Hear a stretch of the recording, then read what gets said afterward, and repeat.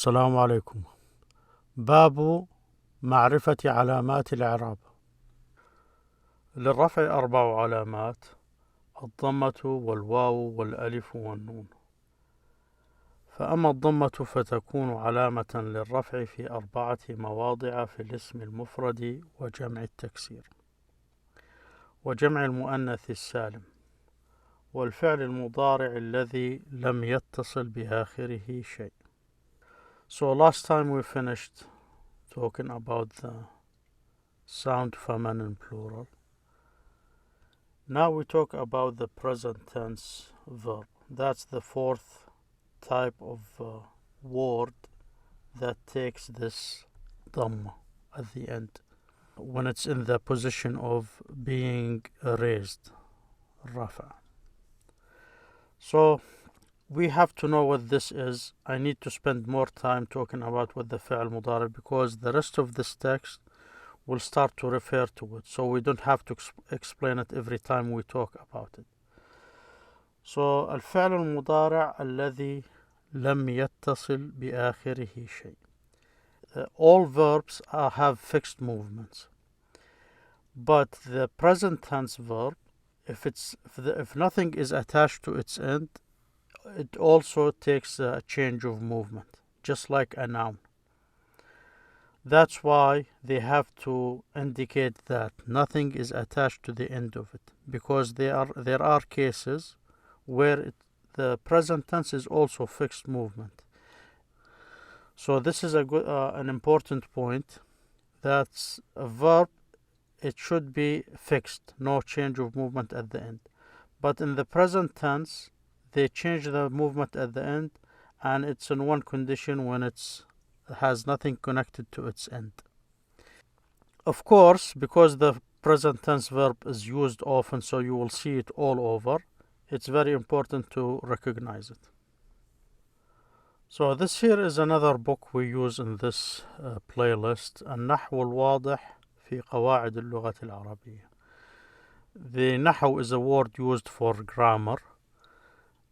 Clear, that's the meaning of this word, الواضح, the clear نحو or the clear grammar. In the rules of the Arabic language, في اللغة العربية, قواعد اللغة العربية. For high school, this book was designed for high school. First volume. For the first year of high school, Ali Al-Jarim and Mustafa Amin. These are the authors, 2 authors. This is 1948. So this is a book in a public domain. I will leave the link for it in the description. Now, this here is the first lesson in this book. It discusses the verbs and how they change. So you have al-mujarrad, which is the root, the stripped. Mujarrad means stripped, naked, nothing is attached to it. And this means the root type of verb. So you either have a 3-letter root, like here, nasar, or you have a 4-letter root, like here, tam'an, he comforted. So this here, notice 1, 2, 3, 4-letter root. This here is 3-letter root. Most of the verbs in the Arabic language are 3-letter root verbs. So this is the mujarrad. Nothing is attached to it. That's the minimum number of letters you can have in a verb. Mazid is extra. Something that the word mazid means something that has addition to it, something was added to it. So if something had an addition to it, you call it mazid, the thing with an extra. You can think of it like that. Here they're discussing the mujarrad, the basic bare minimum type of verb, the roots, and that's where you start. The reason they list it like this, because when you add, there are letters in the Arabic language. If you add to verbs, it will become a new verb or add more meaning, so you can use it in different ways. So that's why you can derive different type of verbs from one root. So if you know the root, you start to recognize the additional letters which are known. There are 10 letters. Once you start to recognize these, you can immediately go from the root. If you know the root, you can move from there. So here they listed the 3-letter root. You see here the first 6 forms of the past tense. You see here nasara, he aided, give aid, help someone. Nasara, notice its fixed movement. Nasara has 3 letters, an opening at each letter of these 3. The second one is daraba, he hit. Notice same thing, 1, 2, 3 letters, same short vowel, daraba. The third one, same thing, fataha. They would have another short vowel here, fataha. These first 3, they're arranged here in the order they exist in the language. That's the more number of verbs you have from this type. The second in numbers, how many verbs you have in the language, is this type. And the third is this one here. And so on, until you get to the 6th of the 3-letter root. Now, what's the difference between these 3? Why they are listed like this? The second here word is the present tense. These here are the present tense. So this is what we are discussing. This here is the present tense. And this here is the present tense. So the reason they're listed, even though in the past they're the same, fataha, 3-letter root, all have the same vowel movement. 3-letter root, all same vowel movement. 3-letter root, all same short vowel movement. They change when they become present tense, and that's how they change.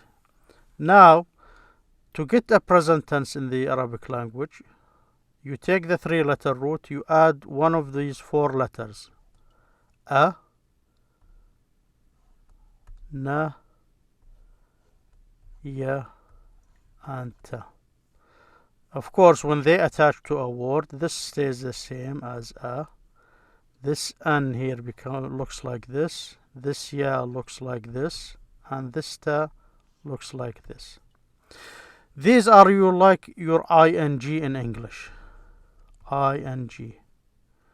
So, in Arabic they have different 4 letters. In English you have this one here, and it does not indicate what the subject is. It does not give you any clues about the subject. It could be singular, masculine, feminine. But in Arabic, you have these 4 letters. A mnemonic, or one word to remember, is you can use the word na'ti.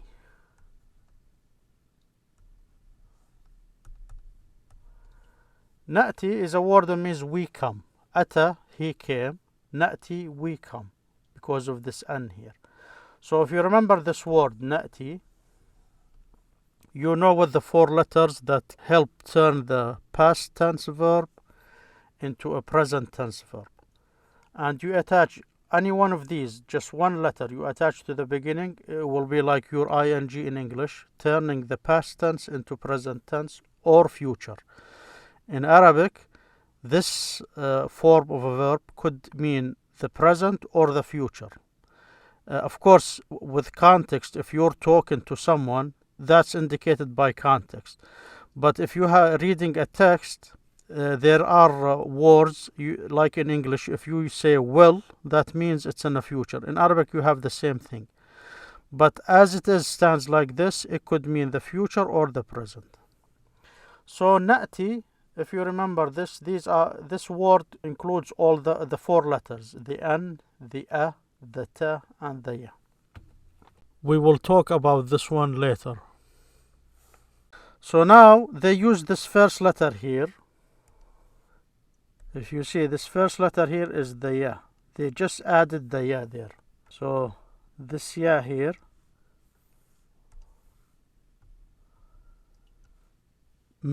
they just added to this one, the nasara, the 3-letter root, and it became a present tense. Notice what happened here in the movement, the short vowels. The first one became silent. It stopped moving. It lost its vowel. So that's what happens when you move to the present tense. In this type, the second one, it has the dhamma, the O. And this is fixed. You don't have to worry. Once you know how they change, you don't worry about them changing anymore. The only thing that changes in the present tense is this last short vowel, the O. And that's what we are discussing. Notice they all have that O at the end. Because if there is nothing in the front to cause it to take another movement, it's always O. Yansuru. You notice this is Nasara, this is Yansuru. The first one became silent, the last one became an O, and the second had an O too. So this form of verb, this is how it changes. The letters take these type of vowels on it. The second one here, in the past, is the same as this one. Have the three letters have the same vowels there. Get this ya. This ya here indicates the third person. One of these four. The a is for the first person singular, feminine or masculine. The n is for the first person plural, feminine or masculine. The ta is for the second person, and the ya is for the third person. Of course, there is more. You can indicate if they're plural, if they're feminine, but the ta here for the second person and could also mean the third person feminine singular. The ya is for the third person masculine. As I said, if you add more, there are different ways you can show more information about the doer or the subject. But we will get to that later. But for now, just know these present tense letter. So here, this second form, as I said, same as this one in the past, but here notice the second letter of the original word took this short vowel it broke it. It becomes I, ri. Here was ra, here it becomes ri. And that's why they listed these different. So you have a good number of verbs in the Arabic language. They change into this way when they go into the present. The first letter is silent. Notice it's silent here, silent here, silent here, meaning there is no movement, no short vowels. I'll end the first part here about the present tense verb. See you in the next video, inshallah.